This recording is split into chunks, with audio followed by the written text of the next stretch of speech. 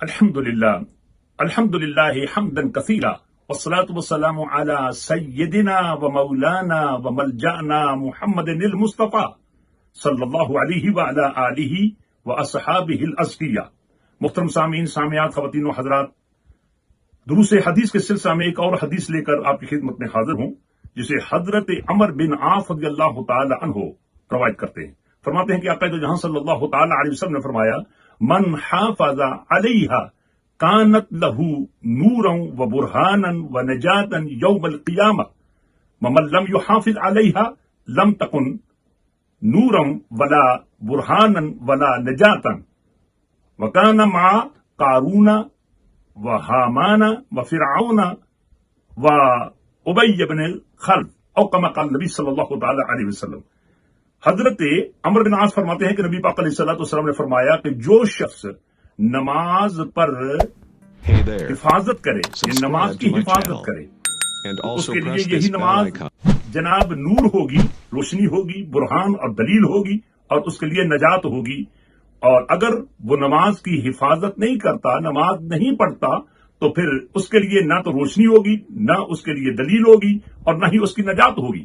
اور وہ شخص قارون کے ساتھ ہوگا، حامان کے ساتھ ہوگا، فرعون کے ساتھ ہوگا، اور ابی بن خلف کے ساتھ ہوگا۔ میرے بھائیو، میری بہنوں، نماز ظاہر ہے کہ ہر مسلمان مرد اور عورت پر فرض ہے۔ نماز کی فرضیت ایسی نہیں ہے کہ جس میں کوئی کنڈیشن ہو۔ دیکھیے کہ حج ہر ایک آدمی پر فرض نہیں، بلکہ حج ان پر فرض ہے کہ جو صاحب استطاعت ہیں، اور زکوٰۃ ان پر فرض ہے جو صاحب نصاب ہیں۔ اور نماز کے سلسلہ میں اللہ تعالیٰ نے یہ تو کوئی شرط نہیں لگائی، بلکہ مطلقاً فرمایا کہ جو شخص بھی مسلمان ہے، عاقل ہے، بالغ ہے، اس پر نماز فرض ہے۔ تو اگر وہ نماز پڑھے گا تو اس کا فائدہ کیا؟ آقا جہاں علیہ الصلوۃ والسلام نے فرمایا اس کا فائدہ یہ ہے کہ اس کے لیے یہی نماز نور ہوگی، اور جناب عالی روشنی ہوگی۔ اور روشنی آج کل ہمیں چاہیے، اور دلیل ہوگی، اور دلائل ہمیں ہر وقت چاہیے، اور ہمیں نجات بھی چاہیے۔ اور اگر آپ جناب عالی یہ تینوں چیزیں حاصل کرنا چاہتے ہیں تو نماز ہمیشہ پڑھیں، ہر وقت پڑھیں، ہر جگہ پڑھیں، اور ہر حال میں پڑھیں۔ یہ نہیں ہے کہ جناب عالی کہ آپ پر کوئی بیماری آئے تو آپ نماز کو چھوڑ دیں، اور اگر سفر پر چلے جائیں تو نماز کو چھوڑ دیں، یا جناب عالی کسی کے گھر جائیں تو نماز کو چھوڑ دیں، کبھی پڑھ لیں کبھی نہ پڑھیں۔ جیسے کہ آج کل لوگوں کی یہ ایک عادت ہو گئی ہے کہ وہ صرف اور صرف جمعے کی نماز پڑھنے کے لیے تیار ہیں، باقی نمازیں پڑھنے کے لیے تیار نہیں ہے۔ تو میرے بھائیو، ایسا نہیں کرنا چاہیے۔ نبی پاک علیہ الصلوۃ والسلام نے فرمایا حافظ، کہ جو شخص اس پر حفاظت کرے، اور اللہ تعالیٰ نے قرآن پاک میں فرمایا اقیم الصلاۃ، کہ تم نماز کو قائم کرو۔ نماز کی اقامت اور نماز کی مواظبت اور حفاظت یہ ہے کہ اس کو ہمیشہ پڑھنا، ہر حال میں پڑھنا، اس کے فرائض، واجبات، سنن اور مستحبات اور مباحات کو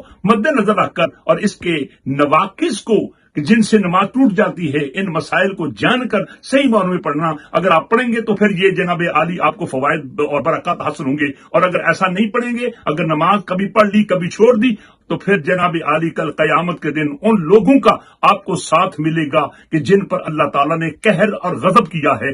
ہمیں چاہیے کہ ہم اس دنیا میں اگر اپنا نیبر وہ تلاش کرتے ہیں کہ جو ٹربل میکر نہ ہو، وہ ایریا تلاش کرتے ہیں جو پیس والا ہو اور بہترین ہو، لہذا اگر آپ کل قیامت کے دن منعم علیہ لوگوں کا ساتھ چاہتے ہیں تو پھر جناب عالی نماز پر پابندی اختیار کیجئے۔